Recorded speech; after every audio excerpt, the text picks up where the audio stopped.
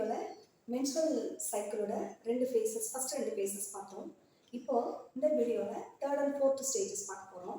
இந்த third stage அப்படின்னு பார்த்தீங்க அப்படின்னாக்கா ஓவுலேட்டரி ஃபேஸ் அப்படிங்கிறது தான் தேர்ட் ஸ்டேஜ். இது வந்து பொதுவாக அந்த சைக்கிளோட 14th டே நடக்கக்கூடியது. இந்த 14th டே நடக்கும் பொழுது என்ன ஹார்மோன்ஸ் வந்து ஜாஸ்தியாக இருக்குது அப்படின்னு கேட்டிங்கன்னா LH அண்ட் FSH அப்படிங்கிற ஹார்மோன்ஸ் வந்து ஜாஸ்தியாக இருக்குது. உங்களுக்கு LHனா என்னன்னு தெரியும், லுட்டினைசிங் ஹார்மோன். FSHனா ஃபாலிகல் ஸ்டிமுலேட்டிங் ஹார்மோன். இப்போ இந்த ரெண்டு ஹார்மோன் தான் என்ன பண்ணுதுன்னா ஃபாலிகல்ஸை ஸ்டிமுலேட் பண்ணி ஓவரியில் இருக்கக்கூடிய ஓவத்தை ரிலீஸ் பண்ணுறதுக்கு ஹெல்ப் பண்ணுது. ஓகேவா?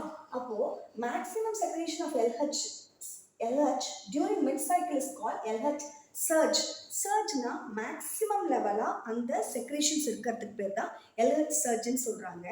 அது நான் போன வீடியோவில் சொன்ன மாதிரி இந்த பிரைமரி ஃபாலிக்கல் செகண்டரி ஃபாலிக்கல் ஆகி கிராஃபின் ஃபாலிக்கல் ஆகி ஓவரியிலேருந்து ஓவம், இந்த டயக்ராமில் வர மாதிரி பிரைமரி செகண்டரி கிராஃபின் ஃபாலிக்கல் அப்புறம் ஓவம் ரிலீஸ் ஆகிறதுக்கு பேர் தான் ஓவுலேட்டரி ஃபேஸ்ன்னு சொல்கிறாங்க. So this process is called ovulation. அப்போ ஓவரியிலேருந்து ஓவம் வெளில வந்துச்சு அப்படின்னாக்கா தட் இஸ் கால்ட் ஓவுலேஷன். இங்கே யார் ஜாஸ்தியாக சுரப்பா அப்படின்னு கேட்டிங்கன்னா LH சர்ஜ்னா மேக்ஸிமம் லெவலாக அதிகமாக சுரக்குது அப்படின்னு சொல்கிறாங்க. அடுத்த கட்டம் பார்த்தீங்கன்னா luteal or secretory phase. Secretory phase அப்படின்னாலே சுரக்கிறது அப்படின்னு அர்த்தம். ஏன் இப்போ திடீர்னு இந்த செக்ரட்டரி ஃபேஸ் அப்படின்னு சொல்கிறாங்க அப்படின்னாக்கா ஒருவேளை ஃபெர்டிலைசேஷன் நடந்துருச்சு, இம்ப்ளான்டேஷன் ஆயிடுச்சு. இம்ப்ளான்டேஷன்னா ஒன்றும் கிடையாது, ஜைகோட் ஃபார்ம் ஆகி ரெண்டு கேமெட்டும் சேர்ந்து ஜைகோட் ஃபார்ம் ஆகி யூட்ரஸில் போய் இம்ப்ளான்டேஷன் ஜைகோட் வந்து இம்ப்ளான்ட் ஆயிடுச்சு, உட்காந்துருச்சு அப்படின்னா செகண்டரி ஃபேஸுக்கான வேலை இருக்குதுன்னா என்னென்னு கேட்டிங்கன்னா என்ன ஃபர்ஸ்ட் ஸ்டெப் என்ன நடக்குதுனாக்கா இங்கே கிராஃபின் ஃபாலிக்கல் என்னவா மாறுது, எண்டோக்ரைன் கிளாண்டா மாறி கார்பஸ் லூட்டியத்தை செக்ரேட் பண்ணுது. அப்போ Graafian follicle is transform into endocrine gland. அதனால் நம்ம என்ன சொல்றோம்னா கார்பஸ் லூட்டியம் சொல்றோம். அப்போ கார்பஸ் லூட்டியம் எதை செக்ரேட் பண்ணும் அப்படின்னு கேட்டிங்கன்னா ப்ரொஜெஸ்ட்ரானை செக்ரேட் பண்ணும் கார்பஸ் லூட்டியம். இப்போது ஆல்ரெடி உங்களுக்கு தெரியும் கிராஃபின் ஃபாலிக்கல்லாம் என்னன்னு. ஃபாலிக்கல்ஸ் தான் மெச்சோர்டான ஸ்டேஜை கிராஃபின் ஃபாலிக்கல் சொல்கிறோம். இந்த கிராஃபின் ஃபாலிக்கல் எண்டோக்ரைன் கிளாண்டாக மாறதுக்கு பேர் கார்பஸ் லூட்டியம்.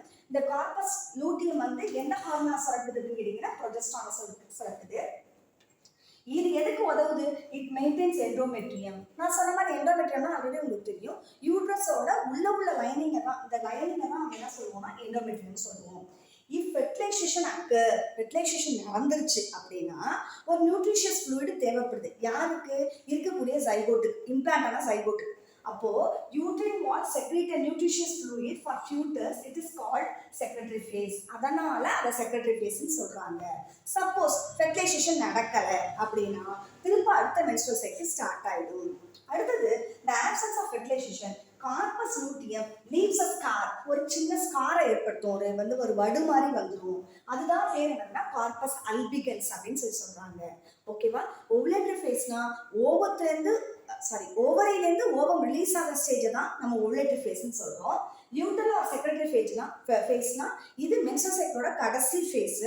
இங்கே எது யாரா மாறுறாங்க அப்படின்னு கேட்டீங்கன்னா கிராஃபின் ஃபாலிக்கல் டிரான்ஸ்ஃபார்ம் ஆகுது எண்டோக்ரைன் கிளாண்டா, அது கார்பஸ் லூட்டியம்னு சொல்லுவோம். ப்ரொஜெஸ்ட்ரான் ஹார்மோனை சுரக்குது.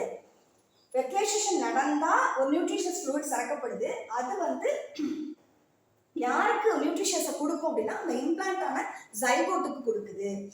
சப்போஸ் நடக்கல அப்படின்னா கார்பஸ் லூட்டியம் லீவ்ஸ் அ ஸ்கார் கால்ட் கார்பஸ் அல்பிகன்ஸ். ஓகேவா? இதோட 4 ஸ்டேஜஸ் ஆஃப் மென்ஸ்ட்ரல் சைக்கிள் முடிஞ்சிச்சு. பொதுவாக இப்போ ஃபர்ஸ்ட் ஸ்டேஜில் ஹார்மோன்ஸோட சுரப்பு கம்மியாக தான் இருக்கும். செகண்ட் அண்ட் தேர்ட் ஸ்டேஜில் ஜாஸ்தியாக இருக்கும். ஃபோர்த் ஸ்டேஜில் கம்மியாக தான் இருக்கும்.